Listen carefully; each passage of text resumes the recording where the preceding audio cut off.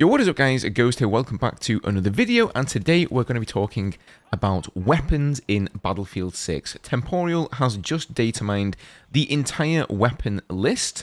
He says there are 52 weapons in total. New additions have been added to the game since March, so there is the Type 20, the Minifix, and the DP12. He's got a full list here for us, as I said, so we are going to be going over each category and checking out what's going to be coming to the game at some point, and all of these may not be on release. Some of them may be coming in seasonal content, so do bear that in mind. And then on top of that, we've also had an update from one of Battlefield's community managers on the class system. He says that a new update on the class system is going to be coming soon, and so we could see some possible changes there. I know a lot of people were not happy with the open weapon system, so we're going to talk a little bit about that, what may be coming in this class system update towards the end of the video. So without further ado, if you guys enjoy the content on the channel here, make sure you are subscribed. I'm going to do my utmost to keep you guys up to date with everything in Battlefield 6. Don't forget to hit up the Twitch channel as well. I've been streaming a bit of Battlefield 2042 over there in anticipation of Battlefield 6 releasing later on this year. So if you guys want to hang out and have a chat about anything, feel free to do so. And as always, thank you guys so much for your support. Really appreciate it. We're ever so closer now to 60,000 subs. So yeah, thank you so much for that. You're absolutely killing it. So before we get into Battlefield 6's weapons, here is a visual comparison of how many weapons were in Battlefield 2042 at launch, a grand total of 22, compared to how many weapons were in Battlefield 4, which was actually a whopping 83 at launch. I do believe there is such a thing as too many weapons.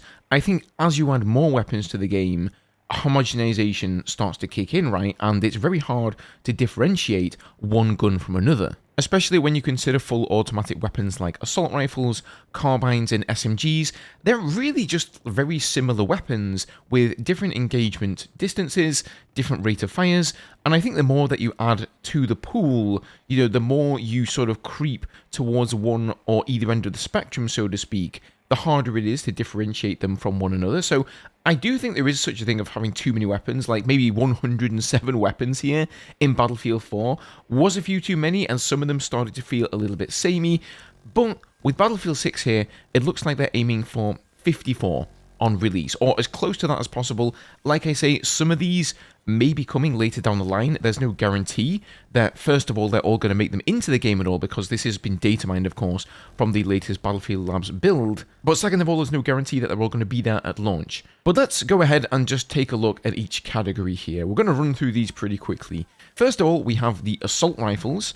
And there we have the GP67 Nord, the ACE-32, the G36, the G3A4 this time, so that's an upgrade from the G3A3, the HK433, the L85A3, again they're an upgrade from the A2, the SCAR-L, the TAVR 7, and then the Type 20. So that is how many? Is that 9 assault rifles there? This is the largest amount of weapons for any category. All of the other categories have slightly less, so no surprises there really. It always seems that assault gets like the lion's share of the weapons, but most of the other categories do have 8 weapons here, so that's also good to see. It's also cool to see a lot of the weapons getting upgrades here. I don't really stay up to date with what real-life weapons are being released out into the world. Most of the time I get that information through a game like Battlefield, and so as far as I'm concerned, whatever's in those games is the latest. But here we can actually see like some of the new weapons that have obviously been released out into the world and therefore been reflected in the next Battlefield game. Okay, moving on to carbines, we have the AK-205, we've got the HK-417A2, the M4A1, the MSBS Grot B, the QBZ-192, which I think that's a Chinese weapon, the SCAR-SC, the SG-553R, and then the XM7. So again, they're, you know, a nice selection. Like, I think the weapons that we'd expect to see in a Battlefield game are pretty much all here. There aren't really too many surprises. We've seen most of these games. If we look back at modern Battlefield games, of course, like Battlefield 3 and 4, we've seen the majority of these here, or very similar weapons to it.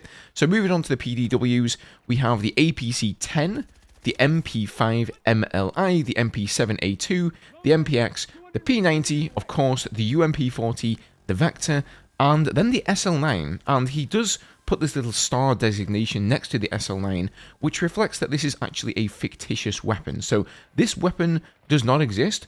So we don't really know anything about it, what it's going to be like. Who knows? That one's going to come as a bit of a surprise, I think. Then for LMGs, we have the M240L, the M27IAR, the M249, the M60E6 this time, the MG4, the RPKM, Ultimax 100, and then the XM250.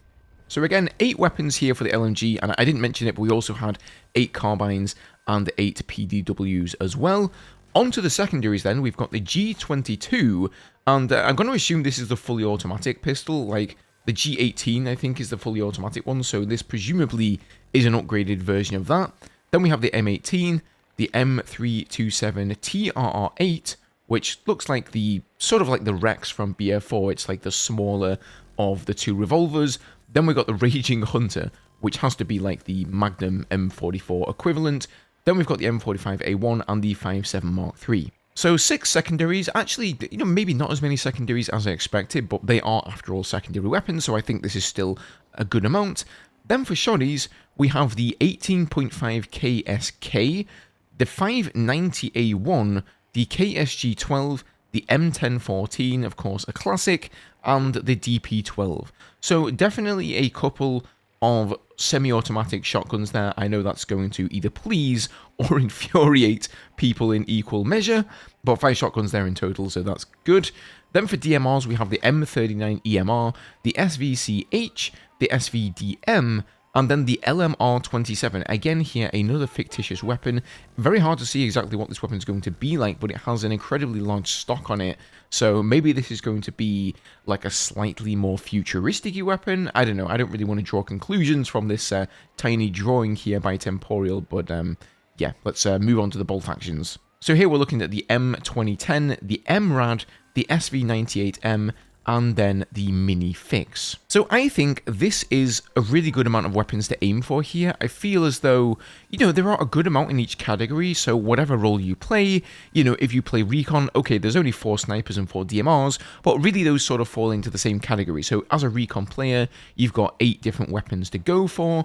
If you want to play with any of the other weapon classes, assault rifles, carbines, PDWs, LMGs, you've got at least 8 weapons there to choose from. So I feel like this is just a solid amount, way better than the 22 that we saw for Battlefield 2042. I mean, I think they launched with like 2 LMGs. So if playing a support role with an LMG was your bag, then the only choices you had was between those 2 weapons. It was kind of ridiculous. I do think, again, 83 at launch, like in Battlefield 4, was maybe a little bit too many, kind of a bit overwhelming. So yeah, I'm pretty happy if this is indeed the amount of weapons that they're going to go with. However, there is something I'm not too happy with here. So ever since Battlefield 2042 came out, you will know that they decided to use fictitious names for all of the weapons. And it looks, unfortunately, like this is also going to be the case in Battlefield 6 as well. Right now, in both the lab's testing builds, and of course, therefore, in what Temporal has been data mining, they've been using the real name weapons, but he says he has also found fictitious names for all of them. So here's a little list of what DICE are presumably planning to call the weapons. So the Ace 32 is going to be called the NVO228E. The G36 is going to be the B36A4. The G3A4 is going to be the AK4D. The Ultimax is going to be the KTS 100 Mark 8, and the list goes on. I'm not going to read through all of these. Needless to say, I am not a fan of this kind of thing at all. It's extremely confusing to me, because I think as people who've played modern military games and gotten used to the names of various weapons, if I say MP5, most people know what that is. If I say an MP9, again, that's familiar to most people. But then all of these new name designations, not just as a player, but for me specifically also a content creator, it's going to be so hard to remember all of these new names and properly be able to convey what I'm talking about to you guys. Now, the interesting thing here is actually, in this occasion, for once, this isn't really EA's fault. This is actually down to a number of reasons. One of them is licensing and regulations. Sometimes the gun manufacturers themselves, they actually have to pay a marketing fee to say, hey, can you actually feature our gun in your game, so that it's, getting exposure and people are more familiar what the gun is and what it's called in real life. I think there was also some issue with Activision getting sued a long time ago because some kid went and shot up a school, and he said he'd gotten like the recommendation for the gun from playing Call of Duty, and then he went out and purchased that weapon, and this was a whole lawsuit that Activision had to deal with there. I think ultimately the lawsuit didn't go anywhere. They didn't end up paying any money, but of course they had to kind of lay all of their financial books bare, put them all on the table, which is just not something big companies want to do. And so I think EA are just trying to avoid any unnecessary drama, any unnecessary lawsuits or trouble down the line, and if that means giving the weapons fictional names, then that's what they're going to do. I do find it interesting, though, that they can get away with just changing the name, but like they can model the weapons exactly the same as the real-life guns, and that's totally okay. Like, can I just like copy Battlefield 2042 completely and change the name, and that's just fine? Well, I guess Delta Force kind of did, so maybe it is fine. Like, you guys know what I mean, though, right? It seems kind of weird to me. I don't really know the full licensing and regulations behind this and the ins and outs of how it all works. But yeah, that's just, unfortunately, something we're going to have to deal with. And on this occasion, I actually don't think DICE or EA can be blamed for it. Quite the contrary, it's more likely the actual weapon manufacturers to blame. Okay, moving on from that, let's talk a little bit about the class system. So here is the latest update from Ganslinger43, who is one of the newer community managers for Battlefield, and he posted this in the official Battlefield Discord, and he says, as we're continuing our testing, we will have a follow-up on the classes topic in the near future. You can continue discussions and feedback around classes and other topics in Battlefield Labs discussion, and we'll likely create a new dedicated channel when we have the next blog going out to you. So those of you who remember reading the first blog on the class system will recall that it was part 1. So what he must be referring to here is part 2. What is going to be in part 2, we really don't know. I think a lot of people are hoping that we're going to see the weapons locked down again.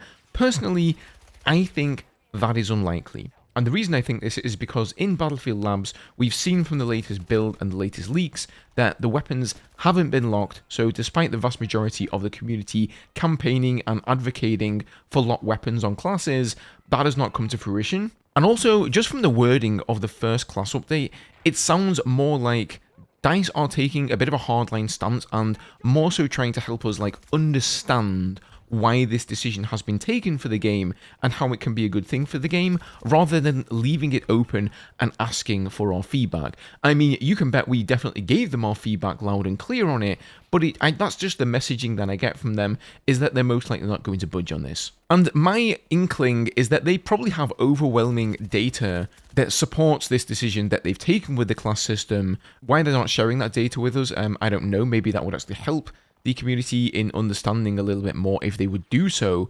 But yeah, I don't really know what it is. It seems to show for them that people, as they say, are picking classes based on the weapons that are available. So that's their main worry, is, for example, that people are going to choose the assault class because the assault class have the assault weapons available to them, not based on the gadgets. I honestly, I think people already choose classes more based on gadgets than they do on weapons. But again, if DICE and EA do have data to back that up, I'd be very interested to see it. And maybe they are indeed going to show us that in the second block. Now, I could be wrong. They could just come out and say, we've heard you loud and clear. We want to experiment around with a closed class system or a hybrid system like we saw in Battlefield 4, or maybe they're just going to ask for feedback and say, hey guys, how can we meet you in the middle here? A lot of people, again, are either for or against it, so they want either open classes, or open weapons for the classes, or they want them to be entirely closed, just like in Battlefield 1. They believe the Battlefield 4 system to be neither here nor there, really. It's just like a hybrid model. I actually like that. I did think it was worth it. The argument is that, of course, if you're going to have carbines available for everybody, they're just like assault rifles, but I actually don't agree. I kind of felt like carbines were slightly worse than assault rifles, so if you wanted to play an engineer with a carbine, you could do that, but it wasn't quite as potent as an assault player with an assault rifle. So you couldn't quite fulfill the same role as the assault player. If you really wanted to channel your gameplay efforts into that, you would have to play assault. But then on the flip side, you could also play that same sort of role, but have access to all of the launchers that the engineer has, right? So that's just my take on it. Let me know what you guys think down below. Let me know what you think about the weapons here. Is this enough weapons for you? Is it maybe too many weapons for you? Let me know that as well.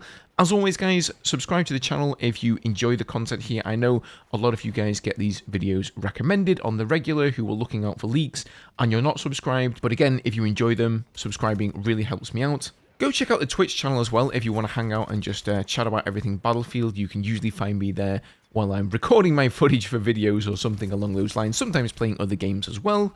Thank you, as always, for watching the video and hanging out with me today, and I will see you guys in the next one.